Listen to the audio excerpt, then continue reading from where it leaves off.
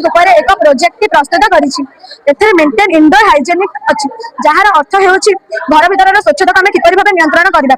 आम घर भर किसी हाइजेनिक हैबिट्स रमित कि खाद्य खावा पूर्व और पर हाथ मुह धोवा दिन को 2 थर ब्रश करवा नीति गाधेवा और सफा कपड़ा पिंधा नख काटा और निजर रहा स्थान निजर घर को परिष्कार रखा घर बाहर आम योगा क्लब जो आम प्रतिदिन सका उठी योग करवा दौड़ा साइकिल चलाइबा दौड़ा साइकिल चलाइबा द्वारा आम गोड़ फुर्ती रहा आम शरीर मांसपेशी गुड़िक फुर्ती योग करने द्वारा आम मन स्वच्छ शरीर में प्रत्येक अंग प्रत्यंग सुस्थ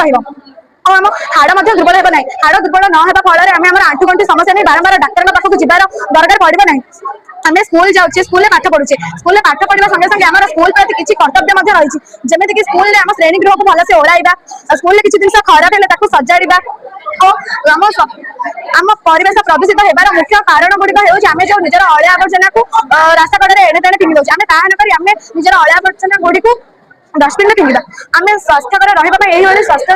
जिन खाଇବା जमी प्रोटीन युक्त खाद्य आम माछ मांस अंडा क्षीर आदि खाଇବା वेजिटेबल युक्त खाद्य आम कखारू कोबी बैगण पोटल बीन्स आदि खाଇବା और फ्रुट्स आम कमला सेव कदली